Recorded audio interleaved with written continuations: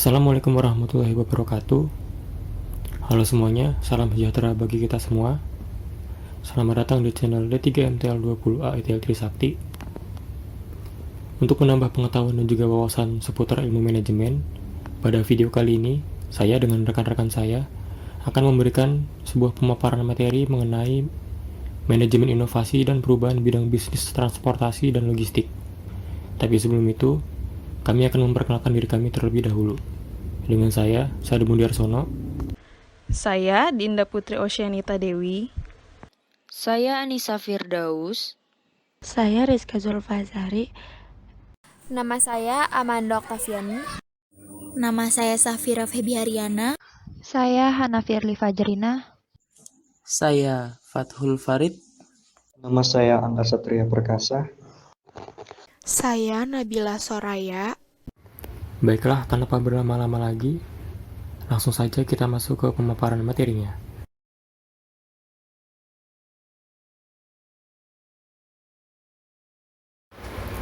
Dalam pemaparan materinya, subbab dari materi manajemen inovasi dan perubahan bisnis di bidang transportasi dan logistik terdiri dari pengertian manajemen dan pengertian inovasi secara tersendiri, jenis, karakteristik, dan sifat inovasi, pengertian manajemen inovasi secara keseluruhan, tujuan manajemen inovasi, manfaat manajemen inovasi, prosedur manajemen inovasi, dan perubahan bisnis transportasi dan logistik.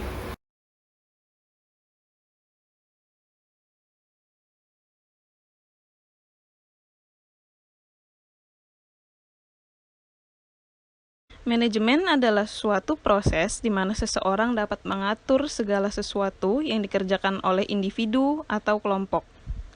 Ilmu manajemen dapat diartikan sebagai kemampuan dalam mengatur sesuatu agar tujuan yang ingin dicapai dapat terpenuhi. Manajemen perlu dilakukan guna mencapai tujuan atau target dari individu ataupun kelompok secara kooperatif menggunakan sumber daya yang tersedia. Sedangkan inovasi adalah suatu penemuan baru yang berbeda dari yang sudah ada atau yang sudah dikenal sebelumnya. Orang atau wirausahawan yang selalu berinovasi, maka ia dapat dikatakan sebagai seorang wirausahawan yang inovatif.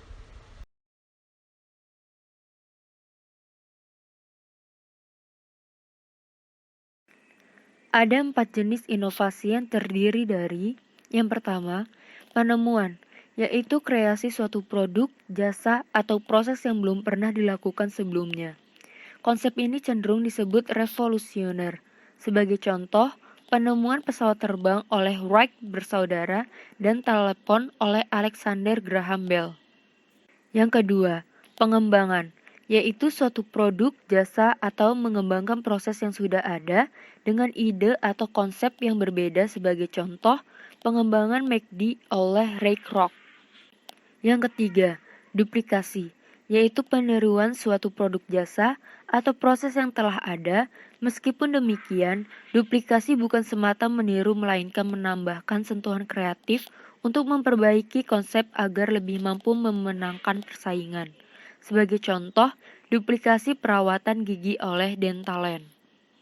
Yang keempat, sintesis, yaitu perpaduan konsep dan faktor-faktor yang sudah ada menjadi formulasi baru.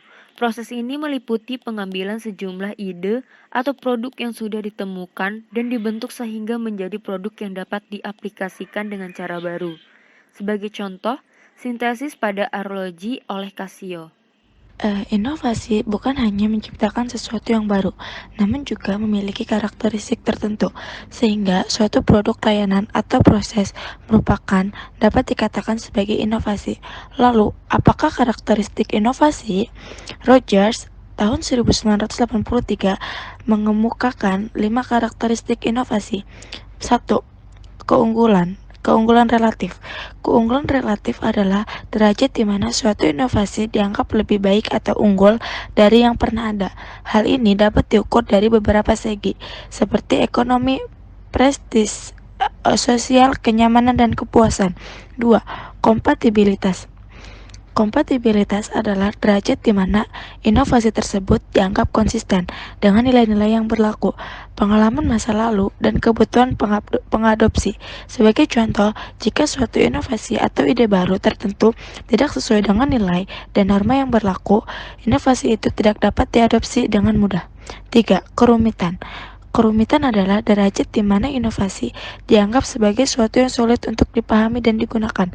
Beberapa inovasi tertentu ada yang dengan mudah dapat dimengerti dan digunakan oleh pengadopsi, dan ada pula yang sebaliknya.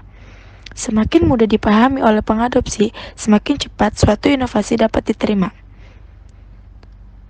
4. Kemampuan diuji cobakan. Kemampuan untuk diuji cobakan adalah derajat di mana suatu inovasi dapat diuji coba batas tertentu. Suatu inovasi yang dapat diuji cobakan dalam setting sesungguhnya umumnya akan lebih cepat diadopsi. Jadi, agar dapat dengan cepat diadopsi, suatu inovasi harus mampu mengemukakan keunggulan.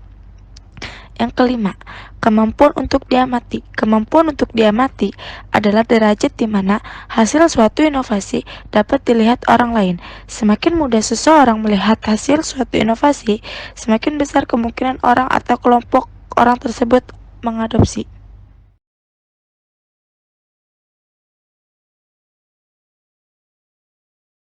Sifat-sifat inovasi ada 6.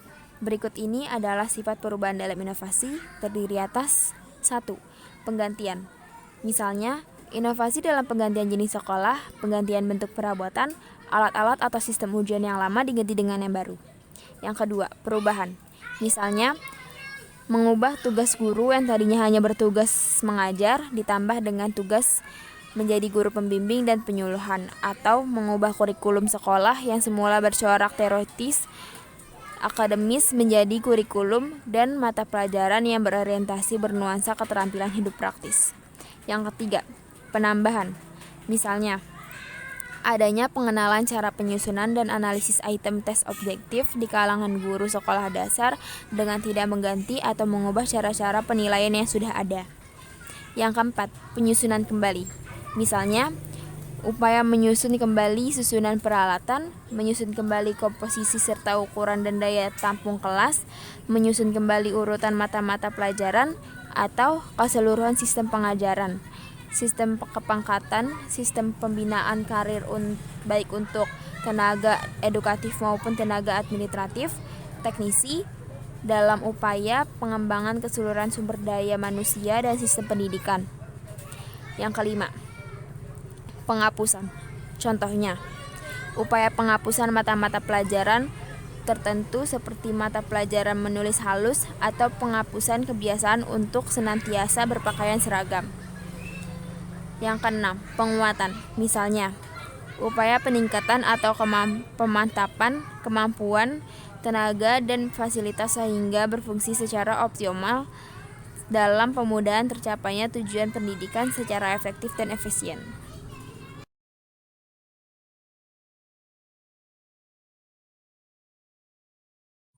Selanjutnya adalah pengertian dari manajemen inovasi.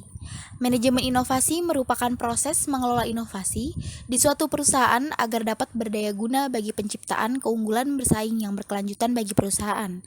Manajemen inovasi diperlukan karena untuk mengakui bahwa ide-ide segar harus terus mengalir secepat mungkin dan setiap saat, sebagai antisipasi perkembangan dunia yang semakin cepat, beragam, dan dinamis. Disinilah manajemen inovasi itu harus berperan penting. Dalam perusahaan, manajemen inovasi diperlukan karena ide-ide segar akan terus lahir di sebuah perusahaan dan menjadi sangat banyak. Keberadaan ide-ide tersebut harus diatur dan disusun secara sistematis agar tidak terjadi kesemrautan.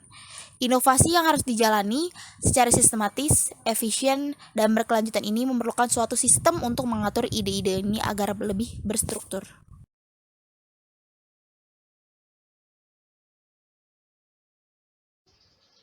Selanjutnya, tujuan manajemen inovasi. Yang pertama, menghemat waktu. Dengan manajemen inovasi yang tepat, hal ini akan memudahkan kita dalam mengendalikan berbagai hal sehingga kita bisa menggunakan waktu bekerja secara efektif dan efisien. Yang kedua, meningkatkan kinerja. Inovasi juga bertujuan meningkatkan kinerja baik dari kita serta karyawan dalam pekerjaan sehari-hari. Karena dengan manajemen inovasi yang baik, maka akan mudah bagi kita semua dalam menyelesaikan pekerjaan dengan cepat. Yang ketiga, ada meningkatkan efisiensi dalam bekerja. Selain meningkatkan produktivitas, inovasi juga membantu dalam meningkatkan efisiensi bekerja. Jika efisiensi dalam bekerja tinggi, maka akan semakin banyak output yang dihasilkan tanpa menguras biaya berlebih. Yang keempat, ada meningkatkan produktivitas. Tentu kita tahu bahwa inovasi bertujuan untuk meningkatkan produktivitas. Hal ini dikarenakan dengan menerapkan manajemen inovasi, maka kita bisa mengerjakan berbagai hal dan menghasilkan output dalam waktu yang singkat. Yang kelima, ada kepuasan pelanggan. Kebutuhan manusia memanglah tidak terbatas, namun dengan manajemen inovasi yang baik, maka hal ini akan membantu kita dalam memenuhi kebutuhan pelanggan secara perlahan namun pasti. Yang terakhir, ada meningkatkan kualitas produk dan layanan. Tentu kita tahu bahwa seiring waktu kondisi bisnis kian berkembang dan berubah. Dalam hal ini dibutuhkan inovasi untuk membantu manusia dalam meningkatkan layanan dan kualitas produk agar dapat memenuhi kebutuhan zaman.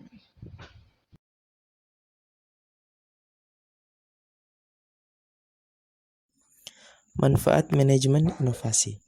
Dengan adanya manajemen inovasi, maka manajemen dapat memicu dan menyebarkan kemampuan kreatif dari tenaga kerja untuk pembangunan yang berkesinambungan dari perusahaan. Hal ini tentu saja karena manajemen inovasi didasarkan pada beberapa ide-ide yang menjadi faktor penting dalam pertumbuhan ekonomi. Manajemen inovasi membantu sebuah organisasi untuk memahami kesempatan dan menggunakan kesempatan untuk memperkenalkan ide-ide baru, proses secara industri, serta produk.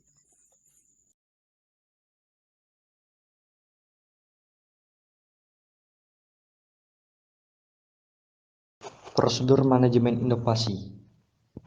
Cara-cara untuk mengembangkan manajemen inovasi yaitu 1. Strategis and plan. Strategi yang dimaksud adalah berpegang teguh dengan kesepakatan visi yang telah dibuat untuk mencapai tujuan bisnis. Yang kedua, develop governance. Pada proses ini merupakan proses dalam membentuk sebuah keputusan. Selain itu, proses ini juga mencakup identifikasi, penyepakatan penanggung jawab, dan apa yang akan digunakan dalam mengambil suatu keputusan. Yang ketiga, trap change management. Memiliki sistem yang dapat melakukan komunikasi melalui berbagai saluran dan melakukan penelitian terkait dengan inisiatif inovasi secara terbuka dan perubahan budaya. Yang keempat, exit. Selalu terus mencari informasi atau sumber-sumber untuk mendorong terjadinya inovasi, menyelaraskan inisiatif dengan tujuan bisnis, mengutamakan inisiatif sebagai cara untuk melakukan perubahan bisnis. Yang kelima, measure and improve. Hal ini juga penting untuk mencari umpan balik dari pemangku kepentingan dan untuk terus mempelajari inovasi praktik dan studi kasus dari organisasi lain. Dan pastikan untuk terus mendorong perbaikan melalui perubahan proses dan upgrade.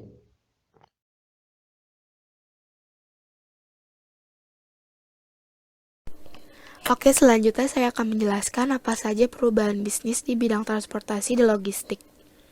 Bisnis di bidang transportasi dan logistik merupakan salah satu sektor usaha yang saat ini memiliki tingkat pertumbuhan yang sangat tinggi. Seiring dengan kebutuhan masyarakat yang semakin meningkat dan perkembangan teknologi yang semakin canggih, Indonesia memprediksikan sektor logistik atau transportasi dan pergudangan akan tumbuh sekitar 8-10%. Pertumbuhan logistik ini juga datang melalui perubahan yang semula hanya bisnis pengiriman biasa.